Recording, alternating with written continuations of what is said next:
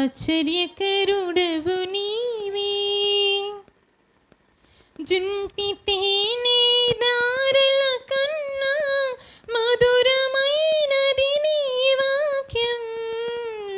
జుంటి తేనె దారుల కన్నా మధురమైనది నీ వాక్యం.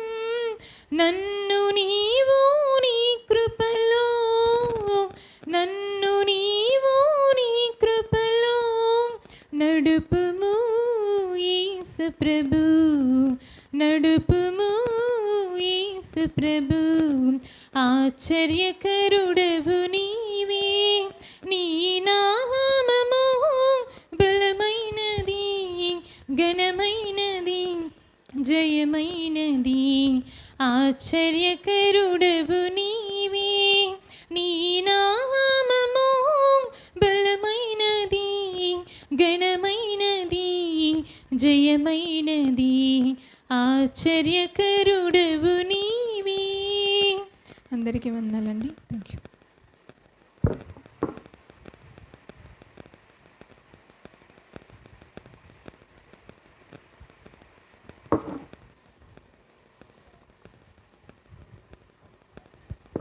అందరికీ వందనాలండి. పాట పాడు. నీలోనే ఆనందం నా దేవా, నీలోనే నాకు జీవం. నీలోనే ఆనందం నా దేవా, నీలోనే నాకు జీవం. నిన్న నేడు నిరంతరం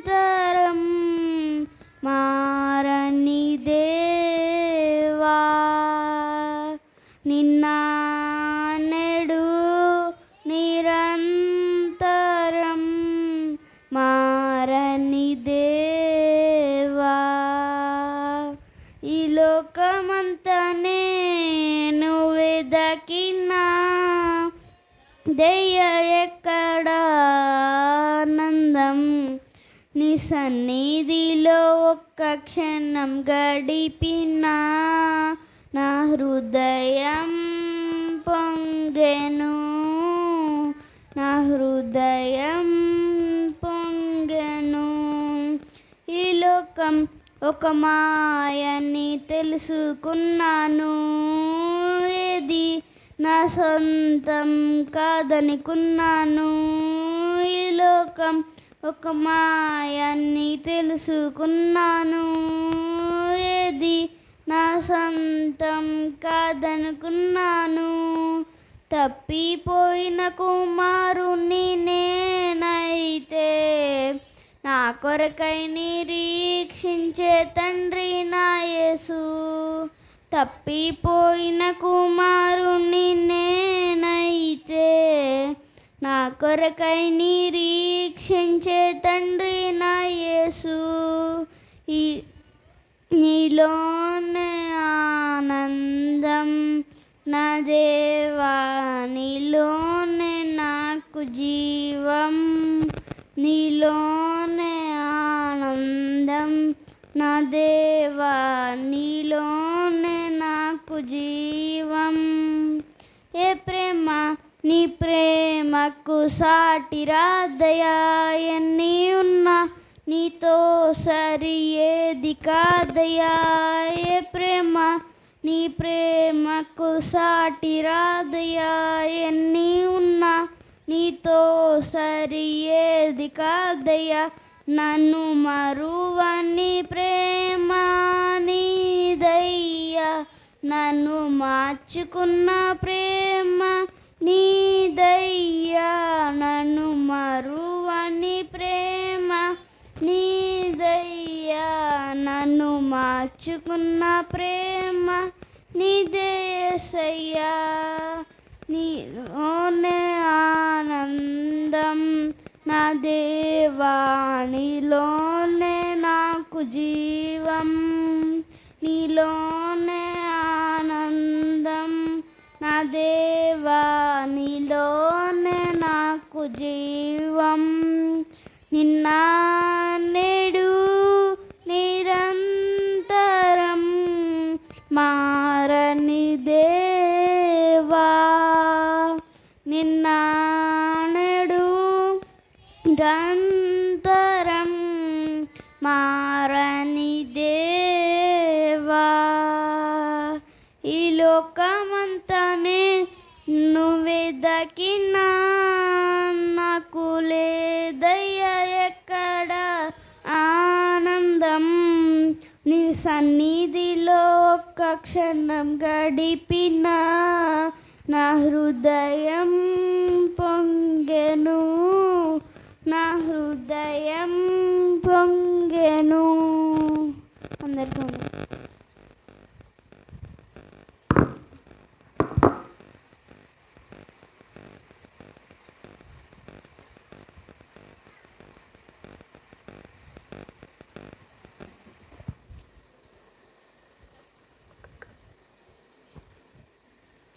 చక్కటి కీర్తనలు ఆలపించినటువంటి ప్రతి ఒక్కరికి మన ప్రభు అయినటువంటి యేసుక్రీస్తు వారి నామంలో వందనములు తెలియజేసుకుంటున్నాను.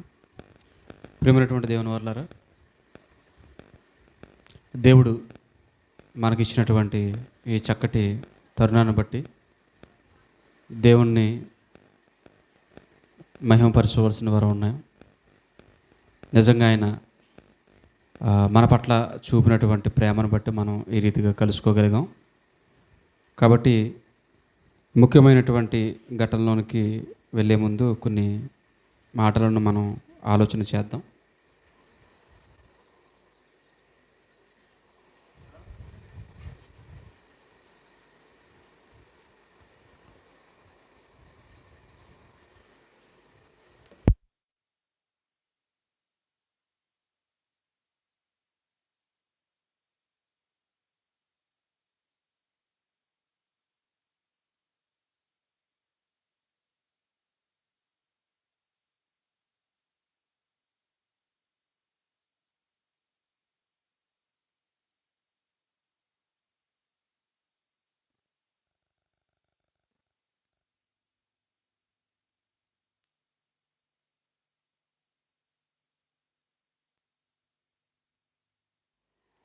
హలో, దేవుని నామానికి మహిమ కలుగును గాక.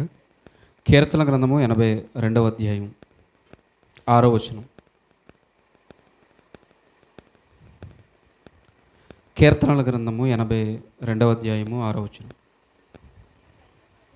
మీరు దైవములనియు మీరందరూ సర్వోన్నతుని కుమారులనియు నేనే సెలవిచ్చి ఉన్నాను. మీరు దైవములు, మీరు దైవములు. ఆసాపు రాస్తున్నటువంటి ఈ మాటను బట్టి మనం ఆలోచన చేయగలిగితే, మీరు దైవములు, మీరు దైవములు అంటే మీరు దేవుళ్ళు అనేటువంటి ఈ మాటని పట్టుకుని చాలామంది ఏమనుకున్న ఎలాంటి ఆలోచన కలిగిన వారై ఉన్నారు అంటే, దీనికి యేసుక్రీస్తు వారు పలికినటువంటి మాటను చూపిస్తున్నారు. యోహాను సువార్త 10వ అధ్యాయము 34వ వచనం.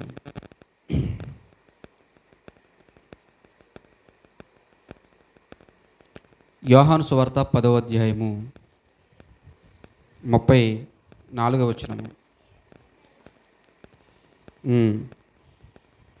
అందుకు యేసు, మీరు దైవములని నేనంటినని మీ ధర్మశాస్త్రములో వ్రాయబడి ఉండలేదా? మీరు దైవములని యేసుక్రీస్తు వారు కూడా ఆ మాటను, రాయబడినటువంటి మాటను జ్ఞాపకం చేస్తున్నారు. ఇప్పుడు 2 మాటలు మీకు చూపించాను కదా, ఇప్పుడు వీటి మీద కొంచెం మనం ఆలోచించవలసినటువంటి అవసరం ఉంది. వాక్యాన్ని ఆలోచించేటప్పుడు సమయ సందర్భాలను మనం అర్థం చేసుకోవాలి. సమయ సందర్భాలని మనం అర్థం చేసుకోవాలి. ఎందుకంటే దేవుడు ఏం మాట్లాడుతున్నాడు, ఆయన ఉద్దేశం ఏంటి అన్నది మాత్రం గ్రహించకపోతే మనం ఎప్పటికీ కూడా బైబిల్ని అర్థం చేసుకోలేం. ప్రియమైనటువంటి దేవుని వల్ల దీన్ని అర్థం చేసుకుంటే ఏం జరుగుతుంది అంటే, మన ప్రవర్తన ఎలా ఉండాలి అనేటువంటి విషయం మనకి అర్థమవుతుంది. మన ప్రవర్తన ఎలా ఉండాలి, మన ప్రవర్తనను సరిచేసేది ఏంటి అంటే వాక్యం. వాక్యం ఈ మాటే మన ప్రవర్తనను సరిచేస్తుంది, మన ప్రవర్తనను సరిచేస్తుంది. ఈ వాక్యం అనేది మనకు సరిగా అర్థం కాకపోతే మన ప్రవర్తనలో ఎటువంటి మార్పు కూడా రాదు. ప్రియమైనటువంటి దేవుని వాళ్ళారా, కొంతమంది ఈ మాటను ఏం చేశారంటే మిస్అండర్స్టాండింగ్ చేసుకున్నారు, అంటే తప్పుగా అర్థం చేసుకున్నారు. మీరు దైవములు నేను అంటేనని మీ ధర్మశాస్త్రంలో రాయబడి ఉండలేదా అంటే మనం అందరం ఎవరు అంటే ఎవరు? దైవములు. దైవములని ఆయన చెప్పినటువంటి మాటకి కింద ఆయన ఏం చెప్తున్నాడు? ఆయన 35వ వచనంలో లేఖనము నిరర్ధకము కానేరదు కదా, దేవుని వాక్యము ఎవరికి వచ్చేనో వారే దైవములని నేను చెప్పిన ఎడల నేను దేవుని కుమారుడనని చెప్పినందుకు తండ్రి ప్రతిష్ఠ చేసి ఈ లోకంలోనికి పంపిన వానితో నువ్వు దేవదోషణ చేయుచున్నావని చెప్పుదురా అని యేసుక్రీస్తు వారు ఆనాడున్నటువంటి సమాజాన్ని ఏం చేస్తున్నారు? ప్రశ్నిస్తున్నారు. దేవుని వాక్యము ఎవరికి వచ్చేనో వారెవరంట? దైవములు. ఇప్పుడు నాకు వచ్చిందనుకోండి, నేను దైవాన్నా? నాకు వస్తే నేను ఏమైపోతాను? దైవాన్ని అయిపోతాను. మీకు వస్తే మీరు దైవములు అయిపోతారు. ఇప్పుడు ఈ మాటలో ఉన్నటువంటి అర్థం అదేనా? ఇప్పుడు ఈ మాటలో ఉన్నటువంటి అర్థం ఏదేనా? మీరు దైవములు అని ఎవరి గురించి మాట్లాడుతున్నాడు? ఎవరిని గురించి రాయబడింది ఆ మాట? ఆ మాటనే యేసుక్రీస్తు వారు ఎందుకు మరలా జ్ఞాపకం చేశారు? మనందరం దేవుళ్ళు అని చెప్పడానిక? మనందరం దేవుళ్ళం అయితే ఇప్పుడు ఏం చేయాలి? ఆయన పక్కన కుర్చీ వేసుకుని కూర్చోవాలి. ఎందుకు ఈ మాట రాయబడింది అనేటువంటి విషయాన్ని ఫస్ట్ మనం ఆలోచన చేయవలసిన వారమై ఉన్నాం. మొట్టమొదటిగా ఏం ఆలోచించాలంటే, ఎందుకు ఈ మాట ఇలా రాయబడింది? ఎందుకు ఈ మాట ఇలా రాయబడింది? మనకు కూడా అప్పుడప్పుడు పట్టుకుంటుంది కదా, ఆడెందుకురా అలా అన్నాడు, ఎలా అన్నాడు, అలా అన్నాడు, ఆడెందుకు అలా అన్నాడంటావు, అలా ఎందుకు అలా అన్నాడంటావు? ఆ మాటను చూడండి ఎంత గట్టి పట్టుకుంటామో మనం. మరి ఇలా ఎందుకు రాయబడింది? వాక్యం ఇలా ఎందుకు రాయబడింది? ఎవరిని ఉద్దేశించి ఈ మాట రాయబడుతుంది అనేటువంటి విషయాన్ని మనం ఆలోచన చేయగలిగితే, ఒకసారి ఏ మాట అయితే మూలమో ఆ మాటనే ఒకసారి ఆలోచన చేద్దాం. ప్రియమైనటువంటి దేవుని వారలారా, కీర్తనల గ్రంథము 82వ అధ్యాయం చూడండి. 82వ అధ్యాయం 6వ వచనం. కీర్తనల గ్రంథము 82వ అధ్యాయము 6వ వచనము. మీరు దైవములనియు మీరందరూ సర్వోన్నతుని కుమారులనియు నేనే సెలవిచ్చి ఉన్నాను. ఇప్పుడు 6వ వచనం దొరికింది కాబట్టి ఇప్పుడు 6వ వచనం మనం చదివేసుకుని దానిని ఎవరికి పడితే వారికి ఆపాదించడానికి వీలు లేదు. ఈ మాట అసలు దేని గురించి రాయబడుతుంది, ఏ సందర్భంలో ఈ మాట మాట్లాడుతున్నాడు అనేటువంటి విషయాన్ని కనుక మనం ఆలోచన చేయగలిగితే, మొట్టమొదటిగా మొదటి వచనం దగ్గర నుంచి చూడండి. మొదటి వచనం దగ్గర నుంచి, దేవుని సమాజంలో దేవుడు నిలిచి ఉన్నాడు, దైవముల మధ్య ఆయన తీర్పు తీర్చుచున్నాడు. ఎంతకాలము మీరు అన్యాయముగా తీర్పు తీర్చుదురు, ఎంతకాలము భక్తిహీన ఎడల పక్షపాతము చూపుదురు. ఇదంతా ఎందుకు మాట్లాడుతున్నాడు ఆయన? ఇదేదో సందర్భాన్ని చూస్తే మనకి దేనికి సంబంధించిందిగా ఉంది అంటే తీర్పునకు సంబంధించిందిగా కనబడుతుంది. ఈ అధ్యాయాన్ని స్టడీ చేసినప్పుడు ఇది దేనికి సంబంధించిందిగా కనబడుతుంది? తీర్పునకు సంబంధించిందిగా కనబడుతుంది. నేను దేవుడి సమాజంలో దేవుడు నిలిచి ఉన్నాడు. దేవుని సమాజం అంటే ఎవరు అంటే ఇశ్రాయేలీలు. ఇది మన మరలా దీన్ని విడగొట్టుకుని చెప్పుకోవాల్సినటువంటి అవసరం ఏమీ లేదు. దేవుని సమాజం ఎవరయ్యా అంటే దేవుని సమాజం అనగా ఇశ్రాయేలీలు. ఆ ఇశ్రాయేలీల సమాజంలో దేవుడు నిలిచి ఉన్నాడు. ఇప్పుడు దైవముల మధ్య ఆయన తీర్పు తీర్చుచున్నాడు. దైవములు అనేటువంటి మాట రాయబడింది. ఇంతకీ ఎవరి కోసం రాయబడింది? ఈ మాట ఎవరి కోసం రాయబడింది అని ఆలోచన చేయగలిగితే ఇక్కడ మనం జాగ్రత్తగా ఇంకా కిందకు చదువుతాం. చూడండి, 3వ వచనం కూడా చూడండి. పేదలకును తల్లిదండ్రులు లేని వారికి న్యాయము తీర్చుడి, శ్రమగల వారిని దీనులకును న్యాయము తీర్చుడి, దరిద్రులను నిరుపేదలను విడిపించుడి, భక్తిహీనుల చేతిలో నుండి వారిని తప్పించుడి. జనులకు తెలివి లేదు, వారి గ్రహింపరు, వారి అంధకారములో ఇటు అటు తిరుగులాడుచు దేశమునకున్న ఆధారములన్నీ కదులుచున్నవి. మీరు దైవములనియు మీరందరూ సర్వోన్నతుని కుమారులనియు నేనే సెలవిచ్చి ఉన్నాను. అయినను ఇతర మనుషులు చనిపోవునట్లుగా మీరును చనిపోదురు. అధికారులలో ఒకడు కూలినట్లు మీరును కూలుదురు. దేవా లెమ్ము, భూమికి తీర్పు తీర్చుము, అన్యజనులందరూ నీకే స్వాస్యము కదా. ఇది అధ్యాయము. అన్యజనులందరూ నీకే స్వాస్యముగా ఉందురు కదా. ఇది ఈ అధ్యాయం ప్రియమైనటువంటి దేవుని వల్ల. ఈ అధ్యాయంలో మెయిన్ కాంటెస్ట్ ఏంటి అంటే ఏ సందర్భాన్ని దృష్టిలో పెట్టుకుని మాట్లాడుతున్నాడు అనేటువంటి విషయాన్ని మనం గ్రహించాలి. ఆ సందర్భం ఏంటి అంటే తీర్పును గురించి చెబుతున్నాడు. తీర్పును గురించి మాట్లాడుతున్నాడు. ఎందుకంటే దేవుని సమాజంలో దేవుడు నిలిచి ఉన్నాడు. దైవముల మధ్య ఆయన ఏం చేస్తున్నాడంట? దైవముల మధ్య ఆయన తీర్పు తీరుస్తున్నాడంటే ఎవరు ఈ దైవములు అని మనం ఆలోచించగలిగితే యేసుక్రీస్తు వారు చెప్పినటువంటి మాటను బట్టి దేవుని వాక్యము ఎవరికి వచ్చునో వారే దైవములు అనేటువంటి ఆలోచనలోనికి వెళితే ప్రియమైనటువంటి దేవుని వల్లరా అసలు దేవుని వాక్ అంటే ఏంటి? ఇలా ఆలోచిస్తే చక్కగా ఈ సందర్భం మనకు అర్థమవుతుంది. ప్రియమైనటువంటి దేవుని వల్లరా మనకు అర్థమవుతుంది. దేవుణ్ణి రిప్రజెంట్ చేసేవారు ఎవరున్నారు భూమి మీద? దైవములు అనగానే ఎవరు? దైవములు అనగానే ఎవరు అని ఆలోచన చేయగలిగితే కొంతమందికి దేవుణ్ణి రిప్రజెంట్ చేసేవారుగా కొంతమంది కనిపిస్తున్నారు. వారు ఎవరో ఒకసారి చూద్దాం. ఒకసారి చూడండి. నిర్గమకాండం 21వ అధ్యాయము. నిర్గమకాండం 21వ అధ్యాయము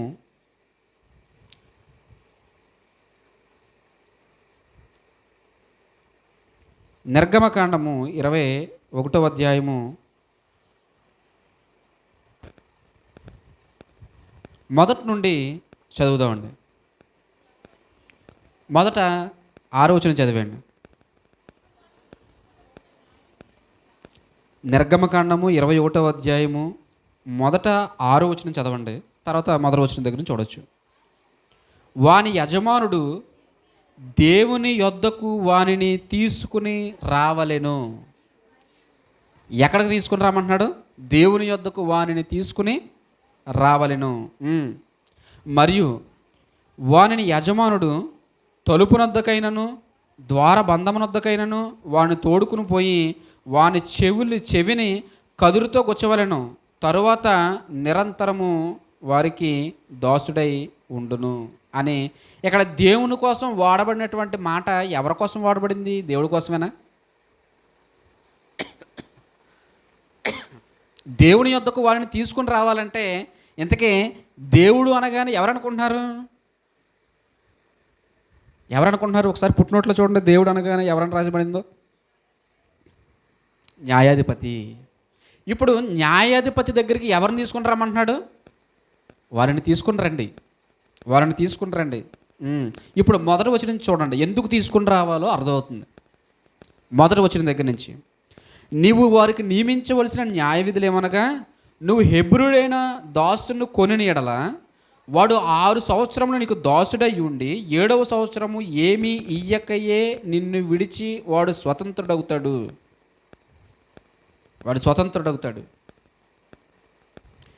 ఎవరైనా హెబ్రీలు సంబంధించినటువంటి వ్యక్తి హెబ్రీనటువంటి దాసుని ఎవరైనా కొంటే ఇశ్రాయేలీల్లో వాడు 6 సంవత్సరాలు మాత్రమే కొలువు చేస్తాడు. 7వ సంవత్సరం వాడిని ఏం చేయాలంటే వదిలేయాలి. ఇది దేవుడు పెట్టినటువంటి రూల్.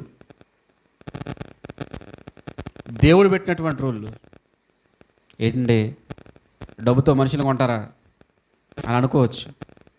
అది ఈ కాలం కాదు. క్రీస్తుకు పూర్వము సుమారుగా 1500 సంవత్సరాల కాలం బానిసలని డబ్బిచ్చి కొనుక్కునేవారు. డబ్బిచ్చి కొనుక్కునేవారు బానిసలను. ఇంట్లో పని చేయడానికి, బానిసత్వం చేయడానికి డబ్బిచ్చి కొనుక్కునేటువంటి రోజులు.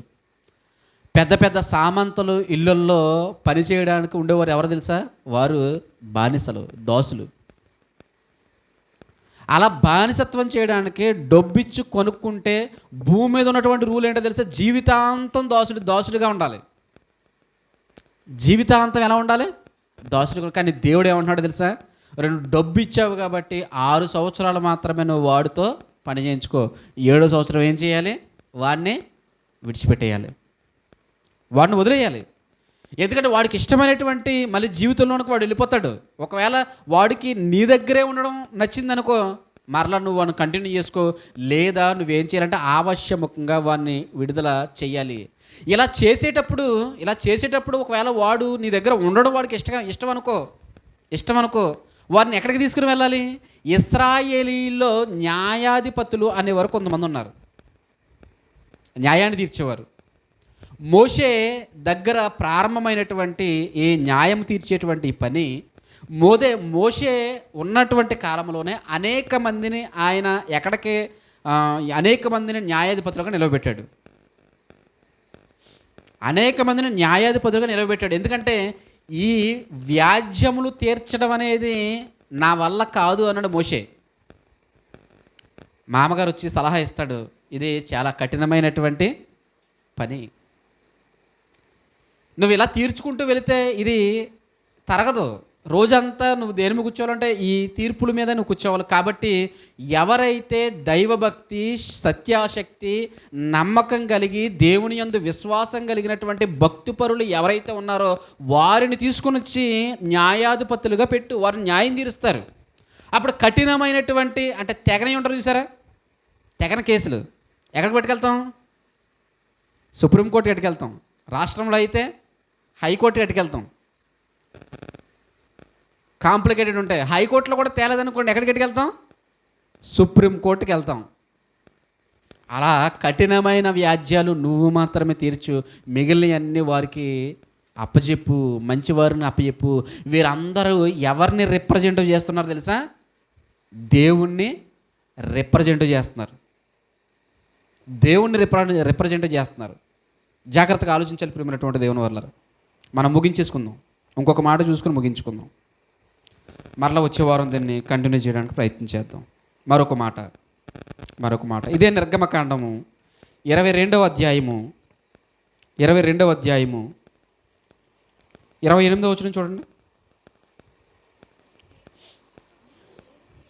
నీవు దేవుణ్ణి నిందింపకూడదు, నీ ప్రజలలోని అధికారిని శపించకూడదు. నీ దేవుని నిందింపకూడదు అంటే ఏ దేవుడు అనగానే అక్కడ పుట్టినోట్లో నెంబర్ 3 అనేసి ఏం రాశాడు? న్యాయాధిపతిని ఎందుకు నిందించకూడదు అంటున్నాడు? న్యాయాధిపతిని ఎందుకు నిందించకూడదంటే అతడు దేవుని తరపున ప్రతినిధి, దేవుడి తరపున ప్రతినిధి కాబట్టి, దేవుణ్ణి ప్రజెంట్ చేసేవాడుగా ఉన్నాడు కాబట్టి, దేవుడిచ్చినటువంటి ఇదిగో కట్టడలను బట్టి న్యాయాన్ని తీరుస్తాడు తన దగ్గరకు వచ్చిన వారికి. న్యాయం ఎలా తీర్చాలి? దేవుని మాటలను బట్టి, దేవుని కట్టడలను బట్టి. ఇప్పుడు దేవుని కట్టడలను బట్టి న్యాయం తీర్చాలంటే వీరికి ఏమొచ్చి ఉండాలి? వీరికి ఏం తెలిసి ఉండాలి? దేవుని వాక్యము అనగానే ధర్మశాస్త్రంలో రాయబడినటువంటి ఆజ్ఞలు, దేవుని మాటలు దేవుడు వారికిస్తే ఆ మాటలను బట్టి వారేం చేస్తున్నారు? తీర్పు తీరుస్తున్నారు. ప్రియమైనటువంటి దేవుని వల్ల తీర్పు తీరుస్తున్నారు. ఇంకా చూడండి, అందుకే నీ ప్రజల అధికారిని ఏం చేయొద్దన్నాడు? నీ దేవుని నిందింపకూడదు, నీ ప్రజలలోని అధికారిని శపించకూడదు. నీ దేవుని నిందించుకో. నీ దేవుని ఎందుకు నిందించకూడదు అంటే అతడు నేను నిలవబెట్టినటువంటి ప్రతినిధి గనుక అతని నువ్వు ఏమీ అనడానికి వీలు లేదు. మరి అందులో 9వ వచనం చూడండి. 8వ వచనం, 2వ మాట, 8వ వచనం చూడండి. ఆ దొంగ దొరకని ఎడల ఆ ఇంటి యజమానుడు తన పొరుగువాని పదార్థములను తీసుకునేనో లేదో పరిష్కారమగుటకై దేవుని యొద్దకు రావలెను, దేవుని యొద్దకు రావలెను అనేటువంటి ఈ మాట దేని కొరకు వాడబడుతుందని మనం చూడబడితే, ఇగో అతడు ఎక్కడికి రావాలో తెలుసా? న్యాయాధిపతి దగ్గరికి రావాలి. ఏదైనా ఒక ఆర్గ్యుమెంట్ జరిగింది, ఒక డిస్కషన్ జరిగింది, నీది ఏదైనా వస్తువు పోయింది, నీది ఏకైనా ఇబ్బంది కలిగింది, పక్కనోడితో ఏదైనా వాగ్వాదం జరిగింది, నువ్వు ఏం చేయాలి తెలుసా? తిన్నగా ఎవరి దగ్గరికి వెళ్ళాలి అంటే న్యాయాధిపతి దగ్గరికి వెళ్ళాలి. అతడు న్యాయాన్ని విచారించి న్యాయము ఎటువైపు ఉంటే అటువైపు ఏం చేస్తాడు? న్యాయం తీరుస్తాడు.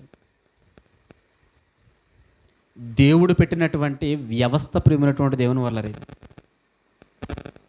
దేవుడు పెట్టినటువంటి వ్యవస్థ. న్యాయము తీర్చుకోవడం అనేది ఎవరు పెట్టారనుకుంటున్నారు? మనం అనుకుంటారు కోర్టుకి వెళ్ళడం తప్పు, పోలీస్ స్టేషన్కి వెళ్ళడం తప్పు అనుకుంటారు. తప్పేమీ కాదు.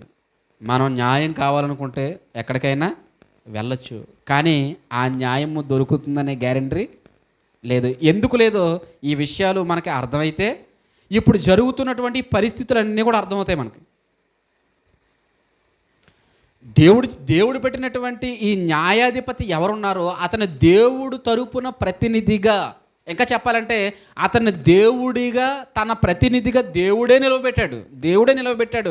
అతడు ఎలా న్యాయం తీర్చాలంటే ఏదో మామూలుగా న్యాయం తీర్చడానికి వీలు లేదు. మొట్టమొదటిగా న్యాయ విచారణ జరగాలి, ఏం జరిగిందో తెలుసుకోవాలి, న్యాయాన్ని విచారించి న్యాయమైనటువంటి తీర్పును వచ్చినటువంటి ఆ ఇశ్రాయేలీయులైనటువంటి వ్యక్తికి ఇవ్వాలి. అర్థమవుతుంది ప్రియమైనటువంటి దేవుని వాళ్ళారా? ఇలాంటి వ్యవస్థను దేవుడు రూపొందించాడు ప్రియమైనటువంటి దేవుని వాళ్ళు. ఎప్పుడు తెలుసా?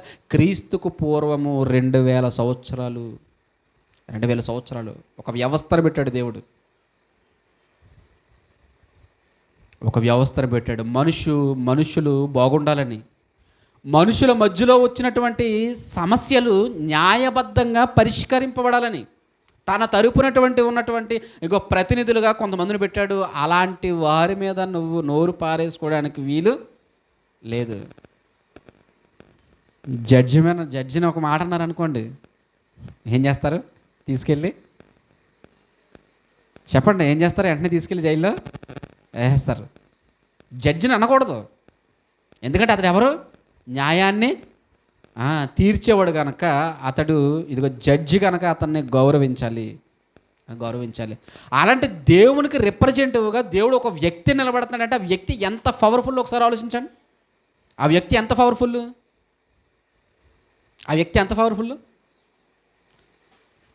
ఈ వ్యవస్థను అంతటినీ కూడా రాను ఏం చేశారు తెలుసా? న్యాయమును త్రిప్పేశారు ప్రియమైనటువంటి దేవుని వల్ల. దేవుడు ప్రారంభించినప్పుడు బాగానే ఉంది, దాని కొనసాగింపు కూడా బాగానే ఉంది, కానీ తర్వాత దేవుడు అనుకుంటున్నటువంటి ఉద్దేశాలు నెరవేరక ఏమైపోయిందో తెలుసా? ఈ వ్యవస్థ అంతా కూడా నాశనం అయిపోయింది ప్రియమైనటువంటి దేవుని వల్ల. పాడు చేసేసారు ఈ వ్యవస్థను పాడు చేశారు. ఇదిగో లంచం తీసుకోకూడదు, ఒకని పక్షమన నువ్వేం చేయకూడదు తెలుసా? ఇగో ఈ వ్యక్తి అంటే నాకు ఇష్టం అనగానే అతని పక్కన నువ్వు న్యాయం చెప్పకూడదు. ఇలాంటి దేవుడు పెట్టినటువంటి నియమ నిబంధనలను త్రొంగలో తొక్కేశారు ప్రియమైనటువంటి దేవుని వల్ల. తొంగలో తొక్కేసి ఏం చేస్తారో తెలుసా? ఇదిగో న్యాయమును అన్యాయముగా మార్చేశారు. ఇవన్నీ మనకి ముందుకు వెళ్ళే కొలది ఈ వ్యవస్థ ఎలా చెడిపోయింది అనడానికి మనకి ఎక్కడ రాయబడినటువంటి మాటలు ఉదాహరణ ఉంటాయి అంటే మేకా గ్రంథంలో రాయబడినటువంటి మాటలు ఉదాహరణ ప్రియమైనటువంటి దేవుని వర్లారా. మంచివారు ఎలా ఉన్నారంట? ముండ్ల చెట్టులా ఉన్నారంట. ఎవడన్నా మంచోడని లేవనుకోండి, వాడు ఎలా కనిపిస్తున్నాడు? ముండ్ల చెట్టు. బాబోయ్ ఇతను న్యాయం చేస్తాడని ఆ నిర్ణయం ఆడు ఏం చేస్తాడనమాట? ఆడు ఎవరు? ముండ్ల చెట్టు. తెలియక దాని మీద చెయ్యేసామనుకోండి, ఏం జరుగుతుంది? ఆ ముళ్ళన్నీ గుచ్చుకొని ఎవరికయ్యా అంటే మరలా కష్టాలు ఎవరికంటే వెళ్ళిన వాడికే ప్రియమైనటువంటి దేవుని వల్ల. ఇవన్నీ జరగట్లేదా ఈరోజు సమాజంలో? ఇవన్నీ మన కళ్ళ ఎదుట చూస్తున్నామంటే దానికి దేవుడిని మనిషి పక్కన పెట్టాడు కనుకనే ఎన్ని అనర్థాలు కొని తెచ్చుకున్నాడు. పైపెచ్చి అనుకుంటున్నాడు దేవుడికి ఏం తెలుసులే, ఏమంటాడు మరి నాకంటే ఎక్కువ తెలిసేటి దేవునికి.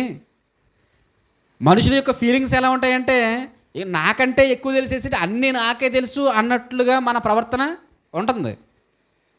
అన్నీ నాకే తెలిసేసు, ఏ నిర్ణయాలు తీసుకున్నా నేను తీసుకున్న నిర్ణయాలు ఎలాంటివి, చాలా చాలా కరెక్ట్ అని మనుషులు ఈరోజు తమ నాశనాన్ని తమ చేతులతో కొని తెచ్చుకుంటున్నారు. ప్రియమైనటువంటి దేవుని వల్ల ఆలోచించండి. ఎక్కడితో ఈ మాటలు ముగించేస్తున్నాను. ఎక్కడితో ఈ మాటలు నేను ముగించేస్తున్నాను. ఎందుకు వీటిని ఇలా మేము ముందు పెట్టానంటే ఇప్పుడు మీరు ఆలోచించుకునే రావాలి, వచ్చేవారు ఆలోచించి రండి. మిగిలినటువంటి చక్కటి విషయాలు, అసలు యేసుక్రీస్తు వారు ఆ మాట ఆయన ఎందుకు మాట్లాడాడు అనేటువంటి విషయాన్ని మనం ఆలోచించడానికి ప్రయత్నం చేద్దాం. జాగ్రత్తగా బైబిల్ని చదవండి, వాక్యాన్ని పరిశోధించండి. దేవుని సన్నిధిలో దేవుడు ఆయన తన మాటలు వినిపిస్తాడని కోరుకుంటూ ఈ మాటలు ముగిస్తున్నాను. ఈ సమయంలో వాక్య పఠనం చేసుకోవచ్చు. నిర్గమకాండం ఎంతండి? 12 అండి. 8. నిర్గమకాండం 8వ అధ్యాయము ఎన్ని వచనాలు ఉన్నాయి? 32, 16 వరకు 15 దాకా చదవండి. 8వ అధ్యాయం పోయిన వారం చెప్పాను కదా, 8వ అధ్యాయం మొదటి నుంచి 15 వచ్చానండి. ఎవరైనా చదవని వారు, ఇప్పటిదాకా చదవని వారు, పోయిన వారం అంతకు ముందటి వారం కాకుండా మిగిలిన వారు చదవండి. నాగేష్ గారు చదవండి ఏండి.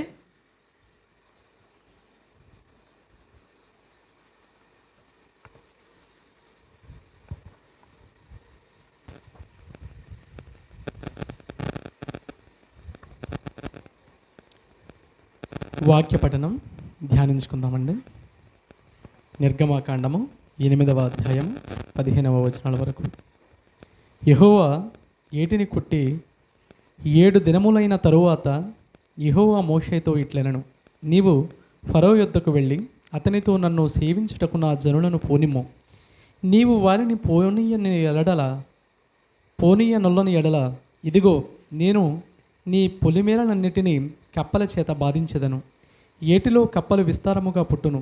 అవి నీ ఇంట, నీ పడక గదిలోకి, నీ మంచము మీదకి, నీ సేవకుల ఇండ్లలోనికి, నీ జనుల మీదకి, నీ పొలములలోనికి, నీ పిండి పిసుకు తొట్లలోనికి ఎక్కివచ్చును. ఆ కప్పలు నీ మీదికి, నీ జనుల మీదకి, నీ సేవకులందరి మీదకి వచ్చునని యెహోవా సెలవిచ్చుచున్నాడని చెప్పుమనెను. మరియు యెహోవా మోషేతో ఇట్లనెను, నీవు అహరోనును చూచి నీ కర్ర పట్టుకొని ఏటిపాయల మీదను, కాలువల మీదను, చెరువుల మీదను నీ చెయ్యి చాపి ఐగుప్తు దేశం మీదకి కప్పలను రాజేయమని అతనితో చెప్పుమనగా అహరోను ఐగుప్తు జనుల మీద తన చెయ్యి చాపెను. అప్పుడు కప్పలు ఎక్కివచ్చి ఐగుప్తు దేశమును కప్పెను. శకునగాండ్రు కూడా తమ మంత్రముల వలన అలాగు చేసి ఐగుప్తు దేశము మీదకి కప్పలను రాజేసిరి. అప్పుడు ఫరో మోషే అహరోనులను పిలిపించి, నా యొద్ద నుండి, నా జనుల యొద్ద నుండి ఈ కప్పలను తొలగించమని యెహోవాను వేడుకొనుడి. అప్పుడు యెహోవాకు బలి అర్పించుటకు ఈ ప్రజలను అగత్యముగా పోనిచ్చెదనెను. అందుకు మోషే, నన్ను గెలిచినట్టుగా నీవు అతిశయింపవచ్చును. ఈ కప్పలు శేషము ఏటిలోనే ఉండునట్లును, అవి నీ మీదను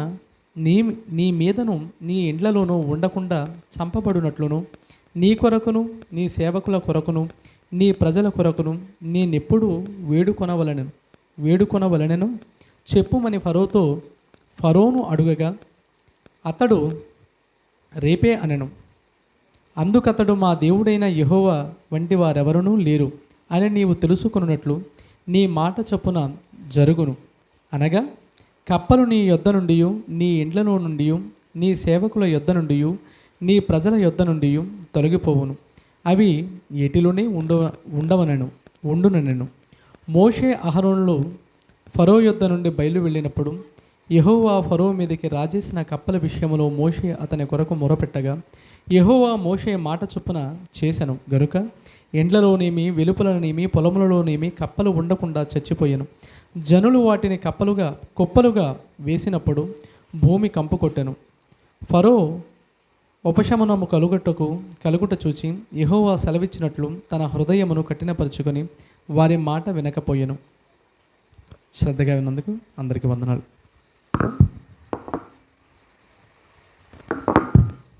చక్కగా వాక్యం చదివినటువంటి సహోదరులు నాగేష్ గారికి ఒక ఆరాధన కార్యక్రమం తరపున ప్రత్యేకమైనటువంటి వందనం తెలియజేసుకుంటూ మరి సమయంలో ప్రాముఖ్యమైనటువంటి ఘటానికి వెళదాం. మన మధ్య ఉన్నటువంటి సహోదరులు మనకి చక్కటి వాక్యాన్ని అందిస్తారు.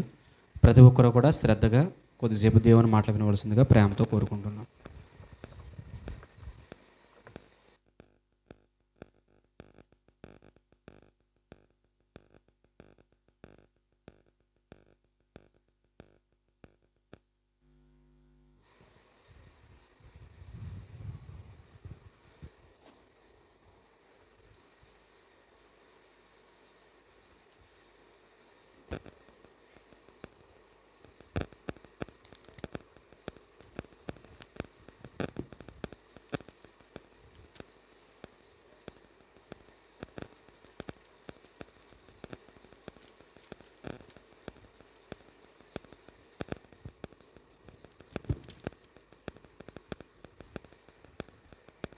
చిన్న ప్రార్థన చేసుకుంటామండి. ప్రార్థన చేసుకొని కొద్ది నిమిషంలో దేవుని వాక్యాన్ని ఆలోచన చేద్దాం. మహాపరిశుద్ధుడా, మహాగణుడా, మహోన్నతుడు అయిన మా కన్న తండ్రి, నీ ఘనమైన నామమునకు వందనములైన ఇంత మంచి సమయమును మా బ్రతుకుల్లో మాకు అనుగ్రహించి మీ పాదాల దగ్గర మమ్మల్ని అందరినీ కూర్చోబెట్టి మిమ్మల్ని మహిమపరచుటకు, ఘనపరచుటకు, మీ యొక్క జ్ఞాన సంగతులను ఆలోచించి వివేచించుటకు, జ్ఞానులుగా మేము బ్రతుకుటకు మీరు మాకు అనుగ్రహించిన ఈ మంచి అవకాశాన్ని బట్టి వందనములైన. ఎందరికో ఈ అవకాశం లేక తండ్రి సమాజంలో, లోకంలో లోకులై దుర్నీతిలో, దుష్టత్వంలో, పాపంలో బ్రతుకున్న స్థితిని మేము చూస్తున్నాం. మమ్మల్ని అయితే మా మీద మీరు కనికరపడి జాలి చూపించి ప్రేమ చూపించి మీ పాదాల దగ్గరకు నడిపించి మా పాపములను క్షమించి అపరాధములను మన్నించి యేసుక్రీస్తు వారి ద్వారా జీవమును, కనికరమును, నీతిని, విశ్వాసమును, నిరీక్షణను మాకు అనుగ్రహించారు నాయన. అందుని బట్టి వందనములు తండ్రి. ఏమిచ్చినా మీ రుణం తీర్చుకోలేం. మీరు ఏదైతే మేము బ్రతకాలని జగత్తు పునాది వేయబడకముందే మీ ఆలోచనలను గ్రంథస్థం చేయించి మా చేతికిచ్చారు. ప్రతి మాటను మేము ఆలోచన చేస్తూ అర్థం చేసుకుంటూ మా బ్రతుకులో తండ్రి గొప్పగా మిమ్మల్ని ఆరాధిస్తూ మీ మాటకు విలువనిచ్చే వారంగా, మీ మాటను గౌరవించే వారంగా మా హృదయాలోచనలు నుండిలాగిన మమ్మల్ని జ్ఞాపకం చేసుకోండి తండ్రి. ధర్మశాస్త్రం, నీతి కలిగిన నీ మాటలు మా కళ్ళ ముందు ఉన్నాయి నాయన. ప్రతి వచనమును మేము ఆలోచన చేస్తూ అర్థం చేసుకుంటూ తండ్రి వ్రాయబడిన ప్రకారంగా మా జీవితాలు ఉండేలాగిన మమ్మల్ని దీవించమని, ఆశీర్వదించమని మిమ్మల్ని వేడుకుంటున్నాం. ఎందరో వాక్యానికి విరుద్ధంగా నడిచేవారు, సువార్తకు భిన్నమైన సువార్తను ప్రకటించేవారు ఎందరో ఉన్నారనైనా సమాజంలో. వారు తీర్పుకు ముందే నియమించబడ్డారని మీరు సెలవిచ్చారు. ఇదిగో నైనా సత్యవాక్యాన్ని చేతబట్టని మేము ఏమాత్రం కూడా ఏ లోభత్వానికి, ధనాపేక్షకు ఎడమియ్యకుండా తండ్రి, మా ప్రభు ఎలాగైతే నిష్పక్షపాతంగా, మొహమాటం లేకుండా, యథార్థ హృదయంతో, నీతిమంతుడిగా, న్యాయవంతుడిగా సత్యాన్ని ప్రకటించాడో, ప్రాణాలకు ఎలాగైతే ఎదురెళ్ళాడో మేము కూడా తండ్రి, ఆయన నమ్ముకున్న మేము, ఆయన పేరు పెట్టుకున్న మేము కూడా తండ్రి మీ మాటలకు విలువనిచ్చేవారంగా సమాజంలో మీ కొరకు బ్రతకడానికి నిశ్చయతతో మా హృదయములు నింపుకోవడానికి సహాయం దయచేయండి. తోడుగుండి నడిపించమని, కార్యక్రమాన్ని ఇప్పటివరకు కూడా మీరు నడిపించారనైనా అందుని బట్టి వందనములు తెలియజేసుకుంటూ విలువైన సంగతులను ఈ దినం మేము నేర్చుకొని మా జీవితాల్లో ఎంతవరకు మీ పట్ల మేము బాధ్యత కలిగి జీవిస్తున్నామనే విషయాలను మేము ఆలోచన చేసుకుంటూ ముందుకు కొనసాగడానికి సహాయం దయచేయండి. మమ్మల్ని మా కుటుంబాలను మీ చేతులకు అప్పగించుకుంటూ సంఘాన్ని మీ చేతులకు అప్పగిస్తూ యేసుక్రీస్తు వారి నామములో ఈ ప్రార్థన సమర్పిస్తున్నాం మా పరమ తండ్రి. ఆమేన్. మంచి సమయాన్ని అనుగ్రహించిన దేవునికి వందనము తెలియజేసుకుంటూ చేరువచ్చిన మీ అందరికి కూడా ప్రభుపేట నా వందనము తెలియజేసుకుంటున్నానండి. వచనం చదువుకుందాం. లూకా సువార్త 5వ అధ్యాయం, క్షమించండి 7వ అధ్యాయం 11వ వచనం. లూకా సువార్త 7వ అధ్యాయం 11వ వచనం. వెంటనే ఆయన నాయనను ఒక ఊరికి వెళ్ళిచుండగా ఆయన శిష్యులను బహు జన సమూహములను ఆయనతో కూడా వెళ్ళిచుండిరి. ఆయన ఆ ఊరి గవిని యొద్దకు వచ్చినప్పుడు చనిపోయిన ఒకడు వెలుపలికి మోసుకుని పోబడుచుండెను. అతని తల్లికి అతడొక్కడే కుమారుడు, ఆమె విధవరాలు. ఆ ఊరి జనులు అనేకులు ఆమెతో కూడా ఉండిరి. ప్రభు ఆమెను చూచి ఆమె యందు కనికరపడి ఏడవద్దని ఆమెతో చెప్పి దగ్గరకు వచ్చి పాడెను ముట్టగా మోయిచున్నవారు నిలిచిరి. ఆయన చిన్నవాడా లెమ్మని నీతో చెప్పుచున్నాననగా ఆ చనిపోయినవాడు లేచి కూర్చుండి మాట్లాడసాగాను. ఆయన అతనిని అతని తల్లికి అప్పగించెను. ఈ మాటలు చదువుకుంటే యేసుక్రీస్తు ప్రభువారు ఆయన బ్రతికిన దినాల్లో చేసిన అద్భుత కార్యంగా మనం చాలా సందర్భాల్లో విన్నాం. ఇది అద్భుత కార్యం. సమాజంలో ఎవరి వలన ఇది జరగనిది. ఈ అద్భుత కార్యంలో ఉన్న అద్భుతం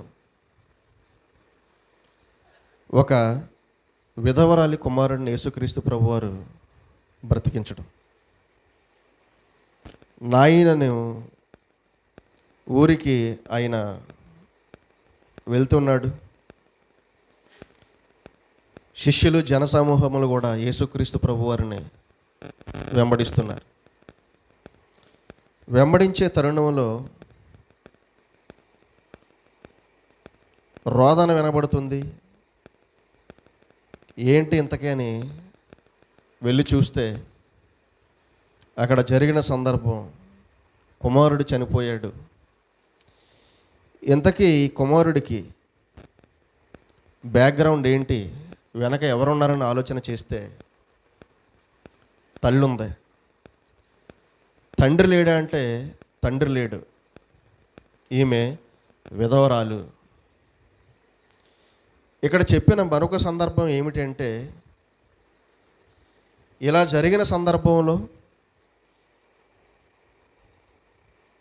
12వ వచనం చివరి మాటలు చూస్తే ఆ ఊరి జనులు అనేకులు ఆమెతో కూడా ఉండిరి అనే విషయాన్ని మనం చదువుకుంటున్నాం. ఇక్కడ జరిగిన అద్భుత కార్యాన్నే ఆలోచన చేస్తున్నారు, కానీ సమాజంలో జరుగుతున్న పరిస్థితులను ఆలోచన చేయట్లేదు. ఎన్నో సందర్భాల్లో, ఎన్నో చర్చిల్లో, ఎన్నో ప్రసంగాల్లో ఈ మాట ఇప్పటికే ఎన్నోసార్లు ఈ మాటను అరగదీసి చెప్పుంటారు. యేసుక్రీస్తు ప్రభువారు అద్భుత కార్యం చేశారు. చనిపోయినవాడు తిరిగి లేచాడు అనే వచనాన్నే ఈ సందర్భంలో చూశారు తప్ప, మహానుభావుడు ఆయన వెళ్ళిన ఇల్లు ఎలాంటి పరిస్థితుల్లో ఉంది, ఆ కుటుంబం యొక్క బ్యాక్గ్రౌండ్ ఏంటి, ఆ కుటుంబం యొక్క పరిస్థితి ఏంటి అనే విషయాన్ని ఆలోచన చేసేవారు చాలా తక్కువ మంది. ఎందుకంటే నేను నా కుటుంబం బాగుంటే అంతే చాలు అని అనుకునే రోజులు. ఇక బీదవారి కోసం లేదంటే విధవరాండ్ర కోసం ఆలోచించే సమయం, తీరిక సమాజానికి లేదు. ఎందుకు ఈ సందర్భాన్ని నేను చదివించానంటే, ఈరోజు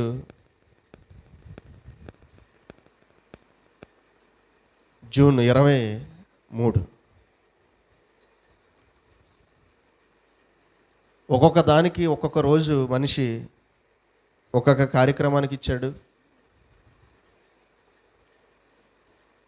జంతువులకి ఒక రోజు ఇచ్చాడు, పర్యావరణానికి ఒక రోజు ఇచ్చాడు. అలాగే గొప్ప గొప్ప మహానుభావులకు ఒక్కొక్క రోజు ఇచ్చారు.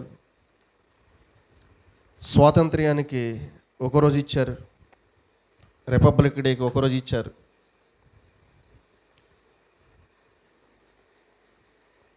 ఇలా సంవత్సరంలో రోజులన్నీ కూడా ఒక్కొక్క సందర్భానికి మనిషి ఇస్తూ ఈరోజు కూడా ఒకరికి ఇచ్చారు. అదేంటి అంటే విధవరాండ్రికి ఇచ్చారు ఈరోజు. ఎవరికి ఇచ్చారు? విధవరాండ్రికి ఇచ్చారన్నమాట. ఈ సందర్భాన్ని జాగ్రత్తగా అర్థం చేసుకుని మనం ముందుకు వెళ్ళాలి. ఇది పత్రికలో పడింది. చెప్పేవన్నీ కూడా నా సొంత మాటలు కాదు ఇవి. పత్రికలో ఈరోజు ఈ మాట వ్రాస్తే నేను చదివాను. చదివినప్పుడు చాలా ఆశ్చర్యం అనిపించింది. వరల్డ్ విడోస్ డే అని ఈ రోజును ప్రకటించారు. ప్రపంచ విధవరాల రోజు ఈరోజు జూన్ 23. 2011లో దీన్ని నిర్ణయించారు. చాలా సందర్భాలను సమాజంలో మనం చూస్తున్నాం. ప్రతి విషయం మీద సమాజం మాట్లాడుతుంది, ఎందరో మాట్లాడుతున్నారు.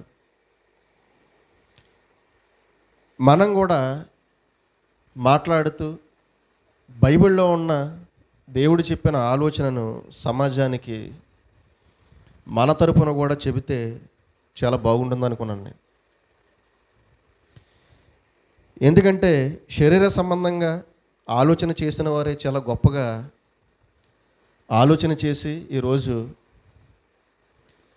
భర్త కోల్పోయిన వారికి వారి పట్ల జరుగుతున్న, వారి పట్ల చూపించే కొన్ని వివక్షలు కొందరు చూసి వ్రాసారు. ఇవి విధవరంటే చాలా చిన్న చూపు చూసే సమాజం. అలాగని విధవరాండ్రలో గొప్పగా బ్రతికిన వారు సమాజంలో ఉన్నారు. ఎవరు అంటే ఇందిరాగాంధీ.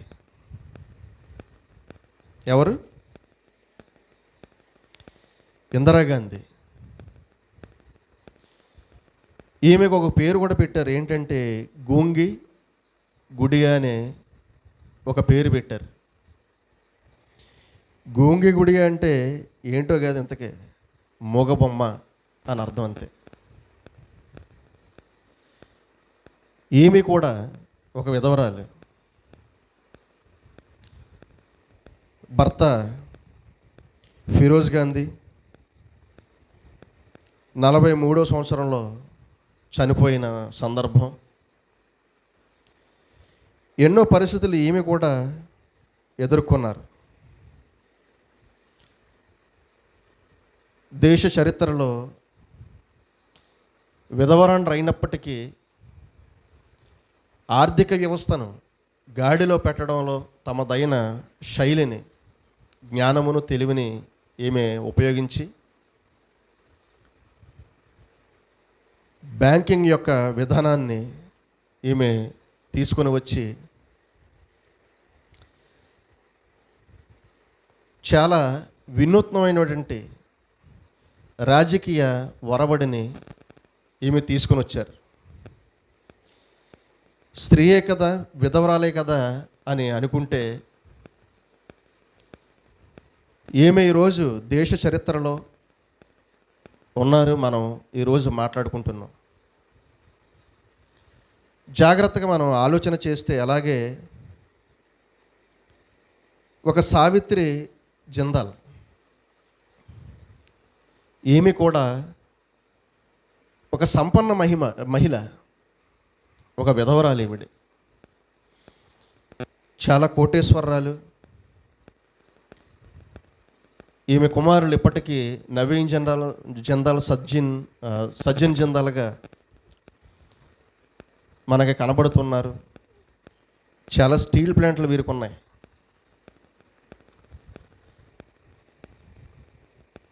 వీరిద్దరు మాత్రమే ఈరోజు తెరకెక్కారు,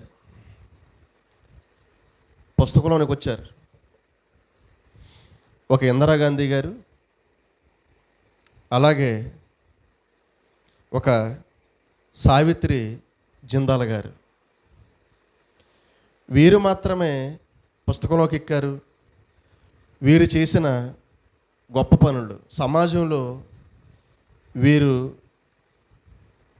ఎదురేతగా వీరు సమాజంలో వీరు ఎంత గొప్పగా నిలబడ్డారో వీరిని గూర్చి రాయడం జరిగింది. మిగిలిన వారిని చూస్తే వారి జీవితాలు కంటికి కనిపించవు. వెళ్ళి మాట్లాడితే కానీ వారి బాధ ఏంటో తెలియదు. సమాజంలో ఇప్పటికీ అర్థం కాని పరిస్థితి. ఎన్నో అసమానతలు సమాజంలో ఏర్పడ్డాయి. ముఖ్యంగా మన భారతదేశంలో మనం ఆలోచన చేస్తే ఎప్పటి నుండో స్త్రీల మీద వివక్ష అనే విషయాన్ని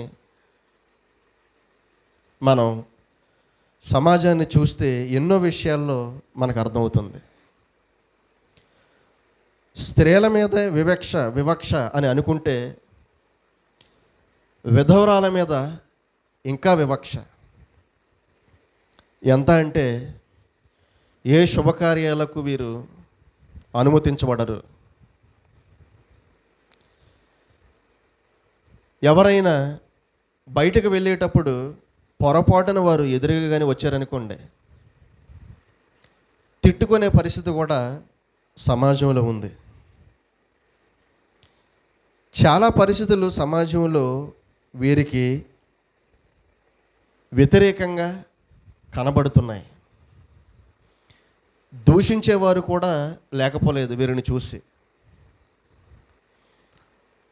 చాలా సెంటిమెంట్లు ఎలా ఉంటాయంటే, మంగళవారం శుక్రవారం అయితే అసలు ఇంటిలో నుండి బయటకు కూడా రాకూడదు వీరు.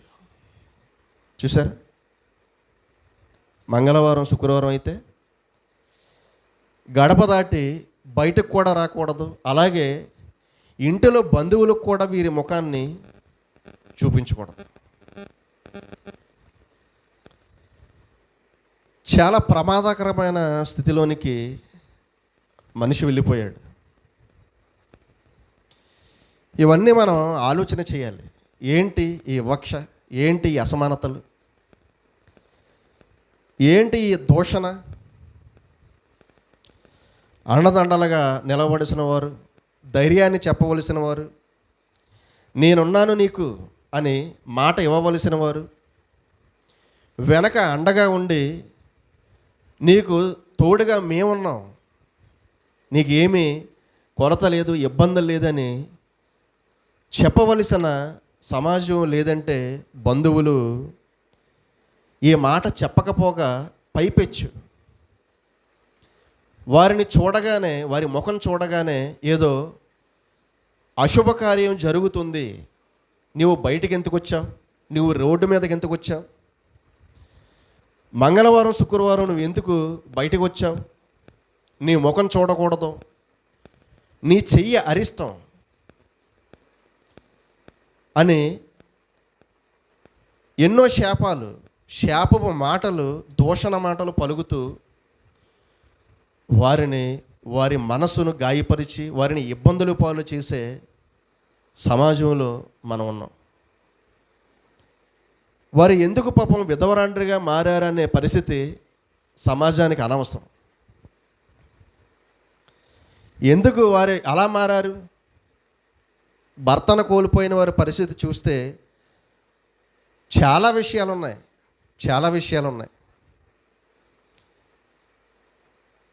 ఒక రైతును చూస్తే అప్పు చేసి కౌలుకి చేస్తూ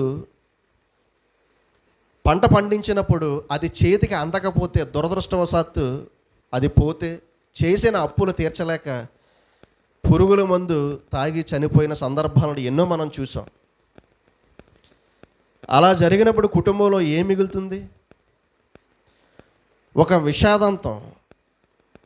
ఒక విషాదమైన సంఘటన ఏమిటి అంటే, ఒక భార్య భర్తను కోల్పోతుంది, పిల్లలు తండ్రిని కోల్పోతారు, ఆ కుటుంబం రోడ్డున పడుతుంది.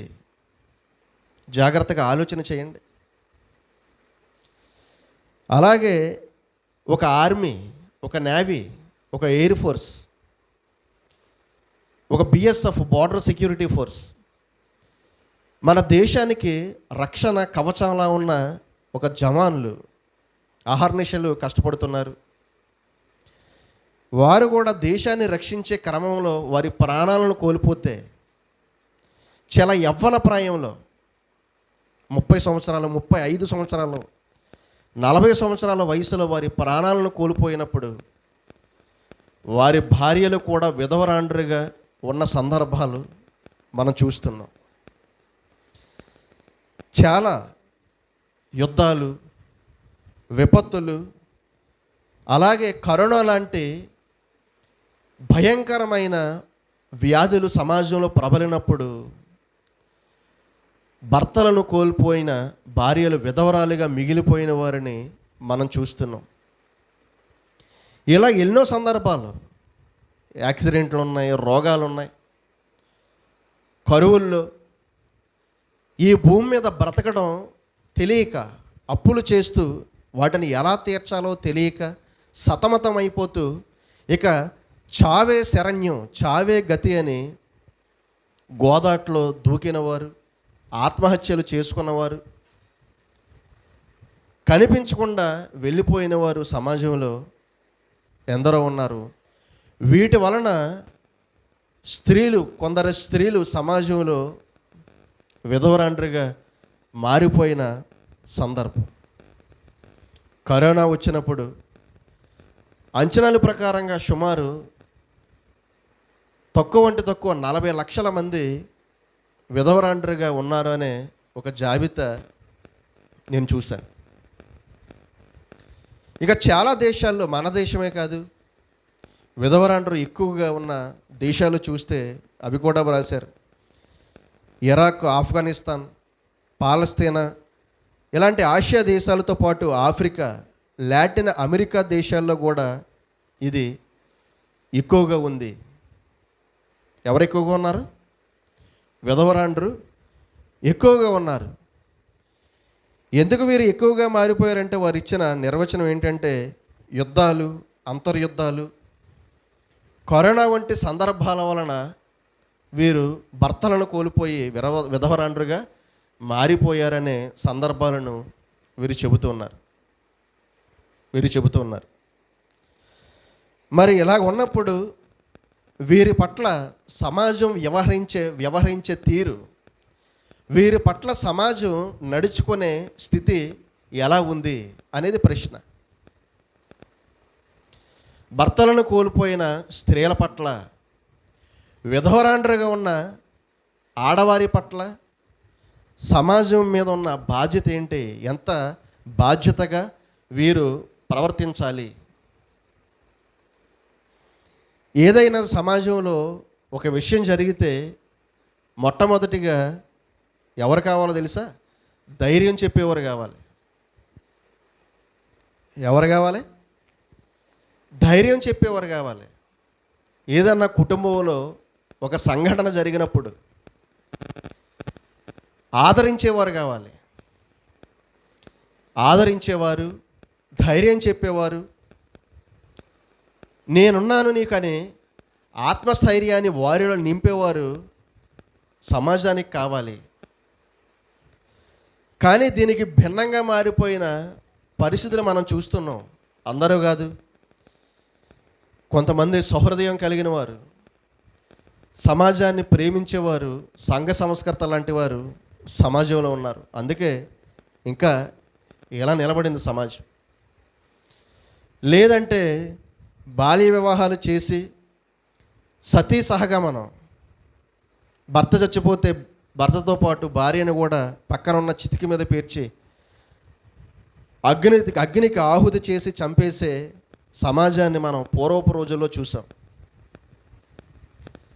భర్తతో పాటు భార్య కూడా చనిపోవాలి. ఇంకా భర్త చనిపోతే భార్యకు భూమి మీద బ్రతికే అధికారం లేదు.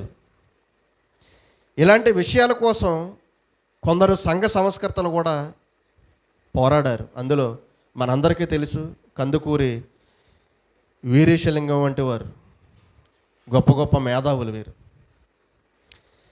అలాగే జ్యోతిబా పూలే, రాజా రామ్మోహన్ రాయ్ లాంటి సంఘ సంస్కర్తలు సమాజం కోసం పోరాడి కొన్ని మాన్పించి ఈ యొక్క పనికిమాలిన సిద్ధాంతాల నుండి సమాజాన్ని కాపాడి కొన్ని విలువలను వారు నేర్పించారు. మరి ఇద్దరు ముగ్గురు ఉంటే సరిపోద్దా సమాజానికి? ప్రపంచం చాలా పెద్దది, భారతదేశం కూడా చాలా పెద్దది. సుమారు 140 కోట్ల మంది నివసిస్తూ ఆర్థిక విధానాల్లోనే అగ్రరాజ్యంగా మన దేశం పిలువబడుతూ అతిపెద్ద ఆర్థిక లావాదేవీలు కలిగిన దేశంగా మన దేశం ఎదిగింది. మరి ఇంత పెద్ద దేశంలో కొందరే ఉంటే, అక్కడక్కడ ఉంటే సరిపోతారా? లేదు. ప్రతి ఒక్కరూ కూడా చైతన్యవంతులు కావాలి. ప్రతి ఒక్కరూ కూడా దేశ పౌరులుగా, దేశంలో నివసిస్తున్న మనుషులుగా ఒక బాధ్యతను అందరూ కూడా తెలుసుకోవాలి. ఏదో లింగ వివక్షలో నుంచి బయటకు వచ్చామంటే, స్త్రీ పురుషుల్లో వివక్షలో నుంచి బయటకు వచ్చాం అని అంటే, ఇలాంటి కొన్ని సందర్భాలు చాలా హృదయాన్ని కలిచివేస్తాయి. ఎందుకంటే ప్రతి విషయంలోనే ఈరోజు వివక్షలు ఉన్నాయి. ప్రతి సందర్భంలోనూ వివక్షలు కొనసాగుతున్నాయి. మన దేశంలో రాజకీయ వివక్షలు ఉన్నాయి, కుల వివక్షలు ఉన్నాయి, మత వివక్షలు ఉన్నాయి, ప్రాంతీయ వివక్షలు ఉన్నాయి. ఇంకా ఇవి కాకుండా నిమ్మన వర్గాల వివక్షలు ఉన్నాయి. అందులో దేవునిలో వివక్షలు ఉన్నాయి. అందులోనే మరలా ఎలాంటివి చాలా భయానకం. ఎలాంటివంటే విధవరాండ్ర పట్ల ఉన్న వివక్షలు. ఈ దేశంలోనే ప్రతి దేశంలోనూ కూడా ఏదో ఒక వివక్ష సమాజంలో మనుషులు కొందరు చొప్పించి వదిలేశారు.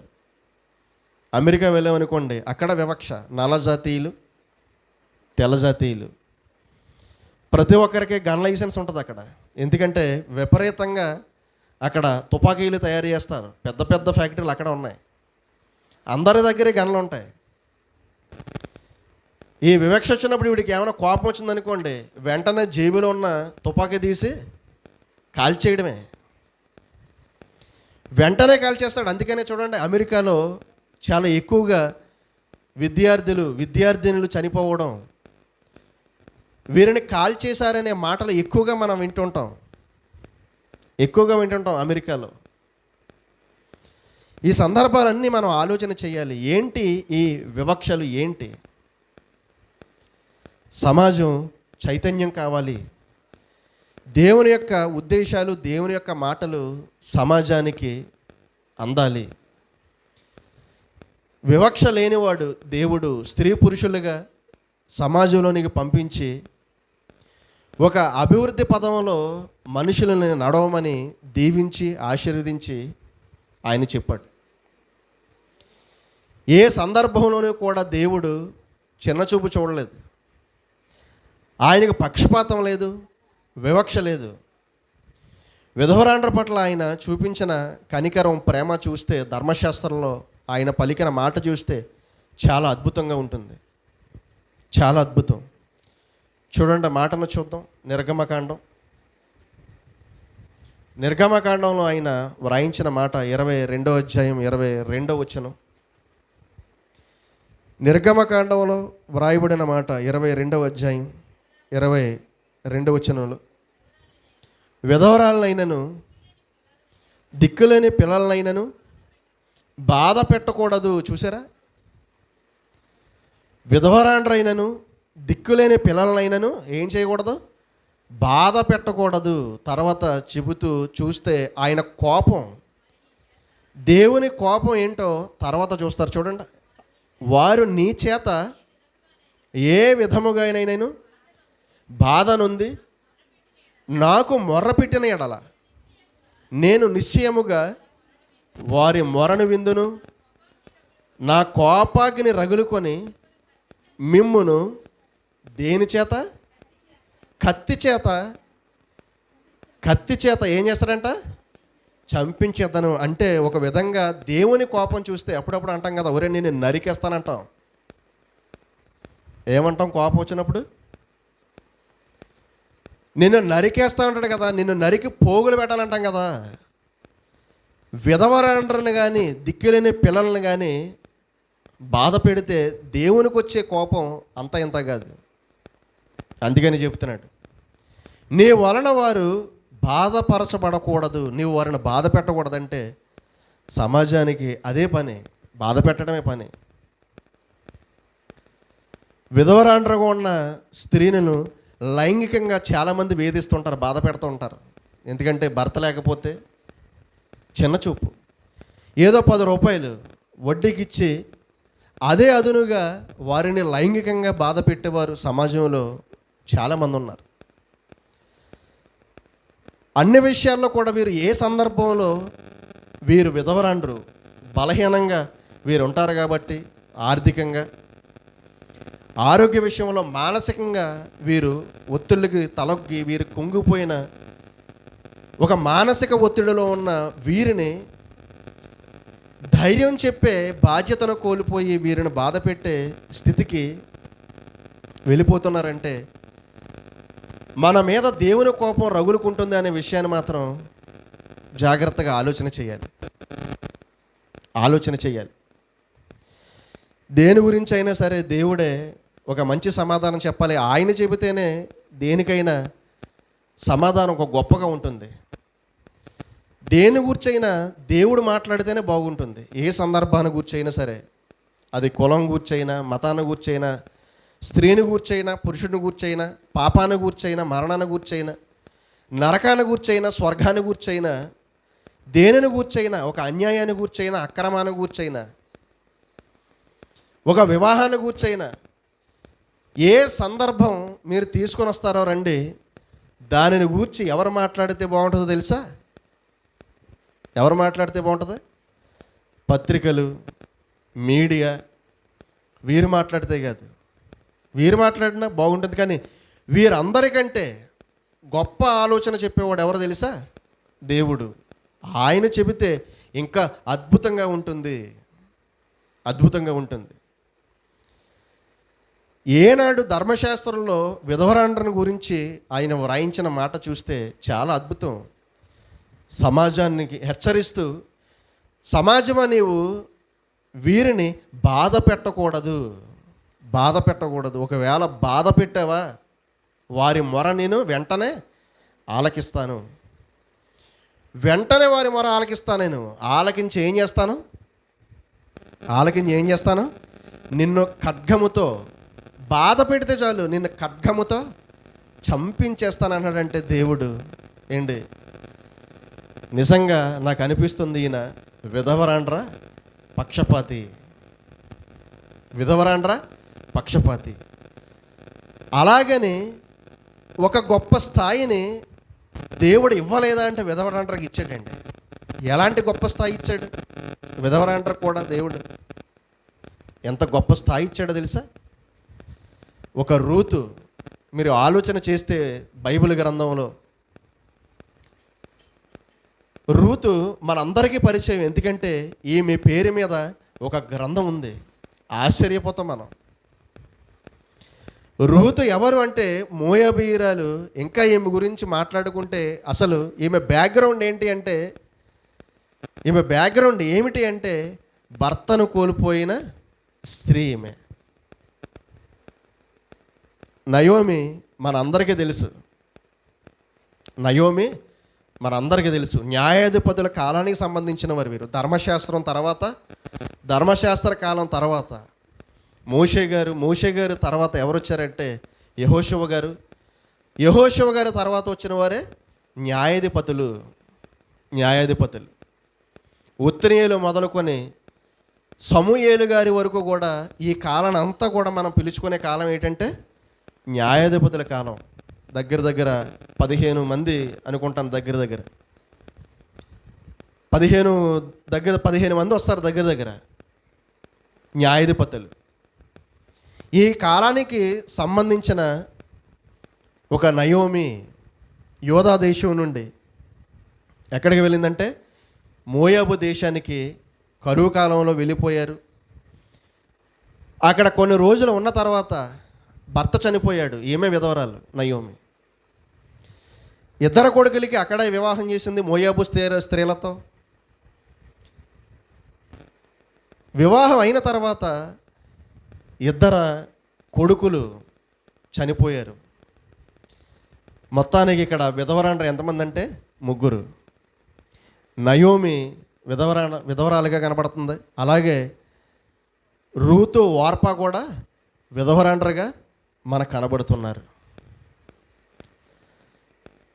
ఈ విధవరాండ్రగా ఉన్న రూతు పేరు మీద ఈరోజు ఒక గ్రంథం మనం చదువుతున్నామంటే అసలు ఏంటి దేవుడు, ఆయన కార్యములు ఎంత ఆశ్చర్యంగా ఉంటాయి. మనుషులు బాధ పెట్టిన, మనుషులు హింసించిన, మనుషులు దూషణ మాటలు పలికిన, ఒక సంస్కారవంతంగా మనుషులు ఒక విధవరాలను చూడకపోయినా దేవుడు చూసే విధానం చూస్తే అసలు మనం ఎలాంటి పరిస్థితుల్లో ఉన్నామనేది ప్రశ్నార్థకం. ప్రశ్న వేసుకోవాలి కదా ఖచ్చితంగా. విధవరాలైన రూతును దేవుడు చూసిన విధానం చూస్తే, వారి పట్ల ఆయనకున్న గౌరవం చూస్తే, అభిమానం చూస్తే చాలా గొప్పదండి, చాలా గొప్పది. రూతు కూడా దేవుని ప్రేమకు తగ్గట్టుగానే, ఆయన యొక్క కృపకు తగ్గట్టుగానే ఆమె ప్రవర్తన కూడా చాలా ఆశ్చర్యం, చాలా అద్భుతం. దేవుడు ఒక విధవరాలికి ఇచ్చిన గొప్పతనం చూస్తే, యేసుక్రీస్తు వారి యొక్క వంశావళిలో రూతు చేర్చబడిందంటే అసలు అంతకంటే గొప్పతనం ఏముంది ఆలోచన చేయండి. గిన్నిస్ బుక్లోకి ఎక్కిన అంత గొప్పతనం రాదు, వస్తుందా? ప్రపంచ చరిత్రకే గొప్ప చరిత్ర పుస్తకంగా మనం బైబిల్ చదువుకుంటున్నాం, ఒక పరిశుద్ధమైన గ్రంథంగా. ఎందుకంటే ఇందులో పేరు వ్రాయబడ్డం అంటే, లేదంటే ఆ వ్యక్తి గురించి మనం తెలుసుకుంటున్నామంటే దానికి చాలా విశిష్టత, గొప్పతనం అంటే ఒకటి ఉంది. దానిని మనం ఆలోచన చేస్తే రూతు పేరు మీద ఒక గ్రంథం దేవుడు వ్రాయించి యేసుక్రీస్తు వారి యొక్క వంశావళిలో ఆమె పేరు చేర్చిన విధానం చూస్తే ఏంటి అసలు అద్భుతం కదా, అద్భుతం. ఎందుకంటే విధవరాండ్ర అయిన తర్వాత కూడా స్త్రీలు మరి ముఖ్యంగా ఎవరి మీద ఆధారపడాలనేది వారికి అర్థం కాదు, పాపం అర్థం కాదు. చదువుకున్నవారైతే, ఉద్యోగం చేసుకునేవారైతే వారి తెలివితేటల మీద, శక్తి సామర్థ్యాల మీద వారి జీవితాన్ని ముందుకు తీసుకుని వెళ్తారు. కానీ జ్ఞానం లేనివారు, తెలివితేటలు లేనివారి పరిస్థితి ఎలా ఉంటుందో తెలుసా? అయితే అత్తింటికో లేదంటే పుట్టింటికో ఒక గొడ్డు చాకిరి, ఒక పని మనిషిలా బ్రతకవలసిన పరిస్థితి వారి జీవితాల్లో ఏర్పడదు పాపం. ఎందుకంటే విలువ ఉండదు. ఏదైనా చేద్దామంటే భర్త ఉండడం, కష్టం సుఖం చెప్పుకుందామంటే ఎవరు ఉండరు. ఒక నీచమైన పరిస్థితి జీవితాల్లో ఏర్పడుతుంటుంది. అలాంటి పరిస్థితుల్లో ఎవరి మీద ఆధారపడాలనేది ఇక్కడ రూతును చూసి మనం నేర్చుకోవాలి ఖచ్చితంగా. ఆమె పేరు మీద గ్రంథం వ్రాయబడింది. యేసుక్రీస్తు యొక్క వంశావళిలో ఆమె పేరు ఉంది అని తెలుసుకుంటాను మనం. ఆమె క్రియలు ప్రవర్తన కూడా ఎలాగున్నా ఆమె ఏం చేసింది, దేవుని మీద ఆధారపడ్డ విధానం చూస్తే చాలా గొప్పగా ఉంటుందండి. చాలా గొప్పగా ఉంటుంది. ఎందుకంటే మనుషుల మీద ఆధారపడితే నిజానికి వారికి ఇష్టం వచ్చినట్టు వాడుకుంటారు. మనుషుల మీద ఆధారపడితే ఏం జరుగుద్ది చెప్పండి? ఏం జరుగుద్ది? వారికి ఇష్టమైన పని చేయించుకుంటారు, లేదంటే వారికి ఇష్టం వచ్చినట్టు మనుషులను వాడుకోవడం మనుషులు చిన్నప్పటి నుంచి కూడా అభ్యాసం చేశారు. జాలిపడి ప్రేమించి ధైర్యం చెప్పి నీ కాళ్ళ మీద నీవు నిలబడు,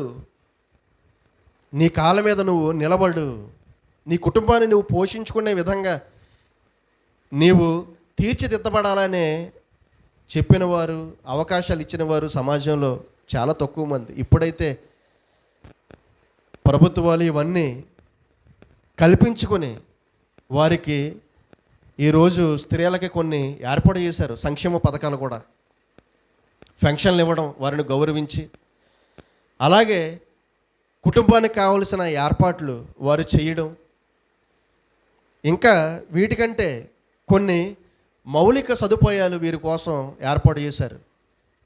ఒక చేనేత కార్యక్రమాలు, వీరు ఏదైతే చేయగలరో ఒక పనిని వీరికి ఒక నిర్దేశించి దానిలో వీరిని ట్రైనింగ్ ఇవ్వడం, వారికి ఒక పనిని నేర్పించడం, ఒక మిషన్ కానివ్వండి, లేదంటే చిన్న చిన్న చిరుతిళ్ళు, ఒక జంతికలు లేదంటే పప్పళ్ళు ఇలాంటివి తయారు చేసి ప్యాకింగ్ చేసి అమ్ముకోవడం, కొన్ని విధి విధానాలు ఈరోజు ఏర్పాటు చేసి ముందుకు తీసుకుని వెళ్తున్నారు. మంచిది. ఇవన్నీ కొన్ని విషయాలు ఇప్పుడు నేడున్న రోజుల్లో ముందుకు వెళ్ళడం జరుగుతుంది. అన్నిటికంటే ప్రాముఖ్యమైన విషయం ఏంటంటే, రూతు దేవుని మీద ఆధారపడిన విషయాన్ని మనం చూస్తే ఖచ్చితంగా ఇలాంటి స్త్రీలు దేవుని మీద ఆధారపడితే జీవితం చాలా బాగుంటుంది. మోయాబు దేశంలో విధవరాండ్రగా ముగ్గురు ఉన్నప్పుడు చాలా ఏడ్చారు పాపం, చాలా ఏడ్చారు. ఎందుకంటే భర్తను పోగొట్టుకున్నప్పుడు వచ్చే బాధ ఎలా ఉంటుంది? వర్ణనాతీతం. కొంతమందిని అయితే మనం పట్టుకోలేం.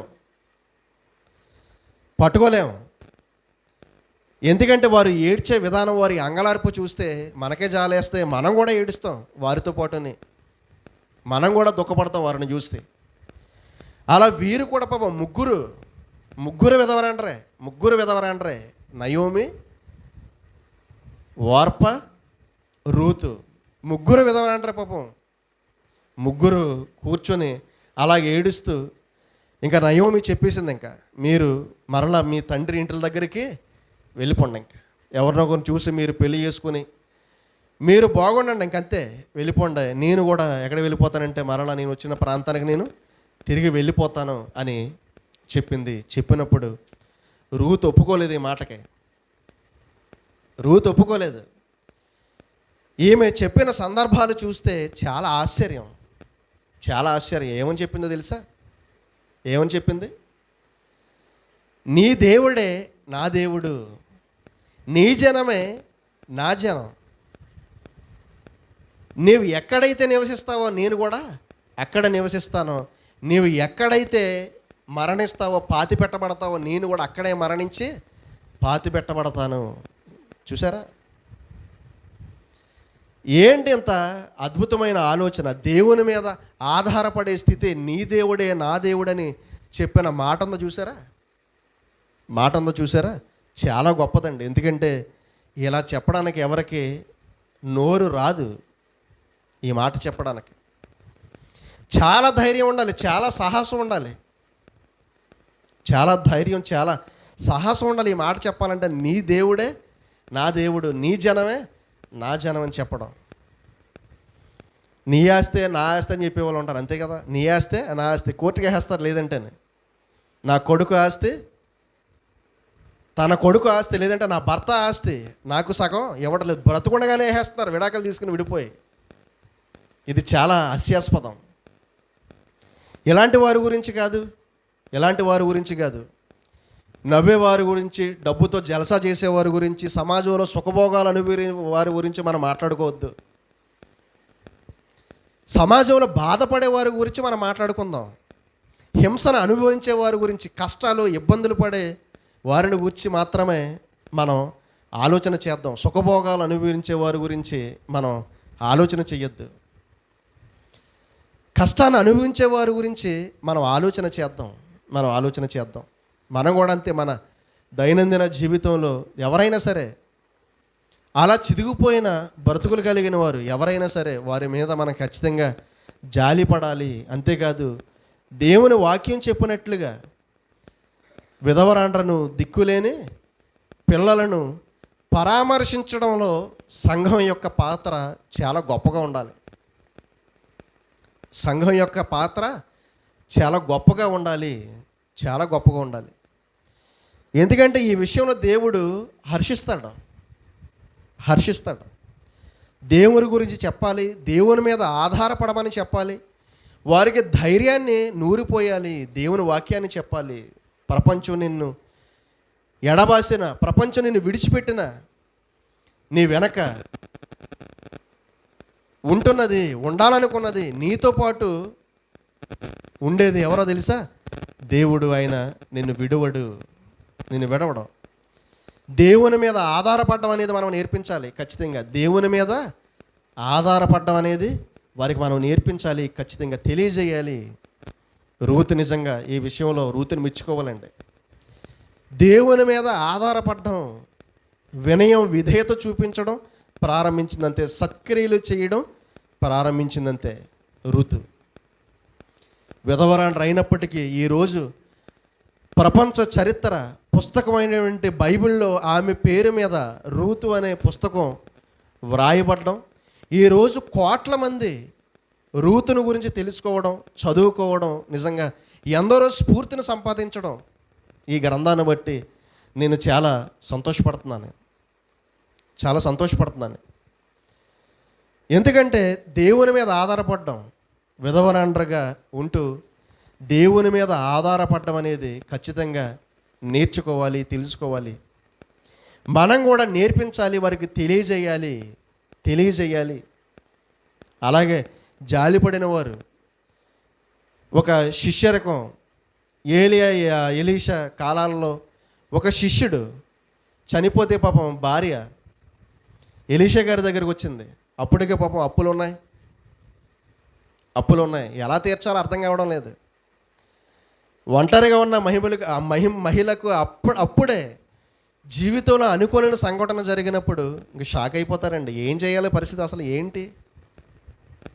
ఏంటి జీవితంలో నెక్స్ట్ స్టెప్ ఏంటి, తర్వాత మెట్టు ఏంటి, అసలు ఎలా మొదలు పెట్టాలి జీవితాన్ని? అంత అయోమయం. అలాంటి పరిస్థితుల్లో ఒక మంచి నిర్ణయం తీసుకున్న సమాజంలో పాపం ఎవరి దగ్గరికి వెళ్ళలేదు. ఈ విషయంలో మెచ్చుకోవాలండి. తిన్నగా ఎవరి దగ్గరికి వచ్చిందో తెలుసా? ప్రవక్త దగ్గరకు వచ్చింది, ఎలీషా గారి దగ్గరకు వచ్చింది. అయ్యా, నా భర్త చనిపోయాడు, నేను విధవరాలనే, మరి అప్పులు ఉన్నాయి, ఏంటి సంగతి, ఏం చేయాలి? బిడ్డలు ఉన్నారు, అప్పులలో వీరిని తీసుకుపోతారు. వీరినే కాదు, అప్పులుంటే అప్పిచ్చిన వాళ్ళు ఏం చేస్తారు? ఇందాకే కదా, లైంగికంగా వాడుకోవాలని చూస్తారు. చిన్న చూపు, అసభ్యకరంగా మాట్లాడతారు. పురుషుని లేని స్త్రీని ఎలా మాట్లాడతారు? అసభ్యకరంగా మాట్లాడతారు. బాధ పెట్టే మాటలు లైంగికంగా వేధించడం, ఎలాంటి మాటలు మాట్లాడతారో. కానీ సమాజంలో ఎవరి దగ్గరికి వెళ్ళలేదు. ఈ శిష్యురాలి భార్య ఎలీషా గారి దగ్గరకు వచ్చింది. ఏం చేయాలని అడిగినప్పుడు, నీ ఇంట్లో ఏమున్నాయని అడిగాడు. ఎంతైనా ఏమున్నాయి ఇంట్లో? ఏమున్నాయి? ఏమీ లేవు. గొప్ప ఫర్నిచర్ గట్ట ఏమీ లేదు. ఏమున్నాయంటే ఏదో 2 కుండలు ఉన్నాయంతే, అన్నం వండుకుండే. సరే అయితేనే వాటితో పాటు నీ ఇరుగు పొరుగున వారి కుండలు కూడా పట్టుకెళ్ళి ఇంట్లో పెట్టు. ప్రార్థన చేశాడు, వాటి నిండా ఏమొచ్చింది తెలుసా? నూనె వచ్చింది. వాటిని అమ్ముకొని ఏం చేయమన్నాడు? అప్పులు తీర్చమన్నాడు.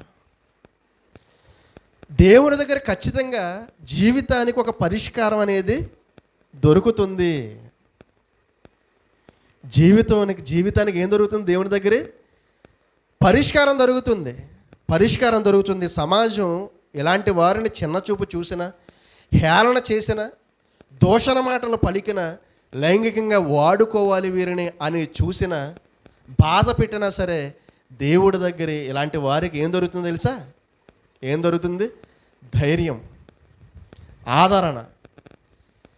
జీవితంలో మరలా ఒక కొత్త జీవితాన్ని సంపాదించుకునే ఒక విధానం ఎవరి దగ్గర దొరుకుతుందో తెలుసా? దేవుడి దగ్గర మాత్రమే దొరుకుతుంది. ఎందుకంటే చితికిపోయిన జీవితాలకు గొప్ప వెలుగును అనుగ్రహించేవాడు ఎవరు తెలుసా? మహానుభావుడైన దేవుడు. అంధకారంలో కూడా వెలుగును కలగజేసేవాడు ఆయన. ఎక్కడ కలగజేస్తాడో? అంధకారంలో, చిమ్మ చీకటిలో కూడా వెలుగును ప్రసరింపజేసేవాడు మన దేవుడు. చాలా గొప్పవాడండి ఆయన, చాలా గొప్పవాడు. జీవితాలు నిలబెడతాడు, జీవితాలను కడతాడు ఆయన, జీవితాలు నిలబెడతాడు ఆయన. ఎవరైనా పడగొట్టాలని చూసినా సరే ఆయన మీద కానీ ఆధారపడితే జీవితం చాలా అద్భుతంగా ఉంటుందండి. ఆయన మీద ఆధారపడే స్థితి ఉండాలి. ముందు దేవుని మీద ఆధారపడాలి, ఆయన మీద ఆనుకోవాలి, ఆయన దగ్గరకు రావాలి, ఆయన వేడుకోవాలి. చూడండి, ఎలీషా కాలంలో ఉన్న ఆ విధవరాలు జీవితం చూసిన అప్పులన్నీ తీరిపోయినాయి. నువ్వు నమ్ముకుంటే అప్పులన్నీ తీరిపోయినాయి. ఇంకా ఇక్కడ చూస్తే, రూతును చూస్తే చరిత్ర పుస్తకంలో ఈరోజు ఆమె పేరు వ్రాయబడింది. చరిత్ర పుస్తకంలో ఆమె పేరు వ్రాయబడిందంటే నిజంగా చాలా గొప్ప విషయం. ఎందుకంటే వీరు దేవుని మీద ఆధారపడ్డారు, మనుషుల మీద కాదు. ఏమైనా సరే, సమాజం ఏమైనా సరే, నీ ముఖం మాకు చూపించవద్దు అన్నా సరే ఏంటి, ధైర్యంగా దేవుని మీద ఆధారపడి ఆయన నమ్ముకొని ఆయన మీద విశ్వాసం ఉంచి జీవితాన్ని ముందుకు కొనసాగించారు. ఇంకా చూస్తే యేసుక్రీస్తు వారి సందర్భాన్ని చూస్తే నిజానికి ఆ ఊరిలో ఉన్నవారు కూడా ఆ స్త్రీతో నిలబడ్డారంటే ఒకనాడు రోజులండి అవి.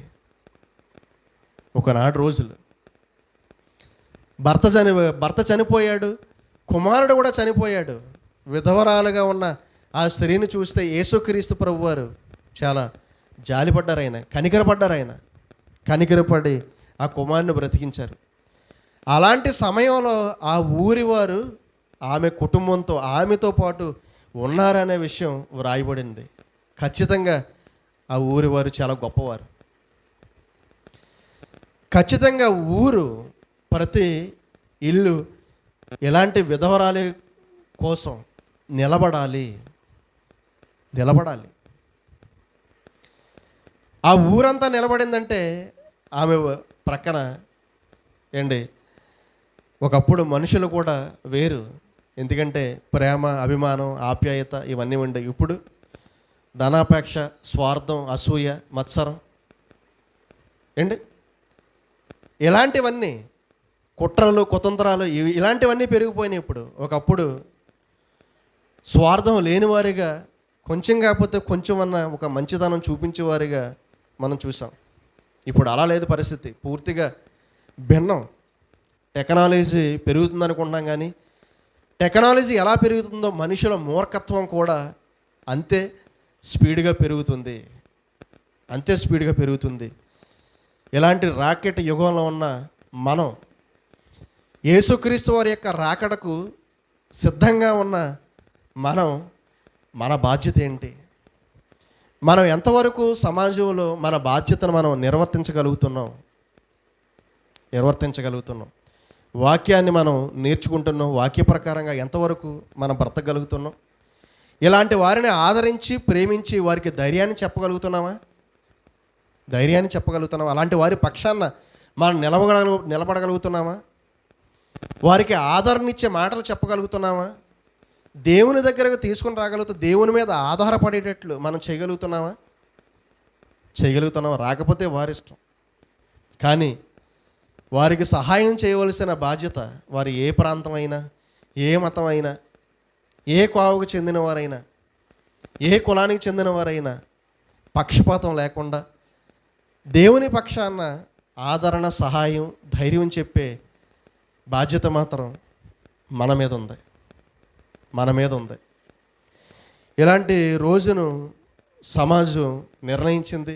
వీరికి ఖచ్చితంగా గౌరవం ఇవ్వాలి. అలాగే అంతేకాదు, దేవుని మీద మరి ముఖ్యంగా ఇలాంటి వారు అందరూ ఆధారపడాలని దేవుని పక్షాన వారికి నేను మనఃపూర్వకంగా విజ్ఞాపన నేను తెలియజేస్తూ, అలాగే ఇలాంటి వారందరికీ కూడా దేవుడు ఒక మంచి ధైర్యాన్ని, కుటుంబాన్ని ముందుకు తీసుకుని వెళ్ళే జ్ఞానమును, శక్తిని, సామర్థ్యాన్ని దేవుడు అనుగ్రహించాలని, అలాగే మనం కూడా సంఘంగా ఇలాంటి వారి పట్ల ఒక బాధ్యతతో మనం కూడా ఒక సహాయం, ఇబ్బందుల్లో ఉన్నవారిని పరామర్శించి ఇలాంటి వారికి కూడా మన చేతనైన సహాయాన్ని మనం కూడా చెయ్యాలని సంఘానికి నేను ప్రేమపూర్వకంగా నేను తెలియజేసుకుంటూ చిన్న ప్రార్థన చేసుకుంటే కార్యక్రమాన్ని మనం ముగించుకుందాం. ప్రేమ కలిగిన, కృప కలిగిన మా దేవ, ఈ యొక్క ఉదయకాల సమయంలో నీ పాద సన్నిధికి వచ్చి మీ మాటలను తెలుసుకునే కృపను మాకు అనుగ్రహించారు నాయన. ఎంత గొప్పవాడవు తండ్రి, పక్షపాతం లేకుండా బీదవారి పట్ల, దిక్కులేని వారి పట్ల, విధవరాండ్ర పట్ల దయ చూపించి, కనికరాన్ని చూపించి, ఆదరించి, ప్రేమించి, పోషించే గొప్ప దేవుడు నాయన మీరు పరలోకంలో ఉన్నారు తండ్రి. మా ధైర్యం ఎవరంటే మీరే నాయన, మా విశ్వాసం ఎవరంటే మీరే, మా నమ్మకం ఎవరంటే మీరే తండ్రి, మా నిరీక్షణ ఎవరంటే మీరే తండ్రి. మీరు తప్ప ఎవరున్నారు నాయన లోకంలో? ఆకాశమందు మీరు తప్ప ఎవరున్నారు తండ్రి? మీతో సాటి ఎవరు? మీతో సమం ఎవరు? మిమ్మల్ని పోలిన వారు ఎవరు? మీలాంటి దేవుడు ఎవరు తండ్రి? మీరే గొప్పవారు. ప్రపంచాన్ని కలిగించి ప్రతి మనిషి యొక్క సంక్షేమాన్ని, ఆదరణను మీరు చూస్తూ, ప్రేమించుతూ, పోషిస్తూ, సంరక్షిస్తూ, కాపాడుతూ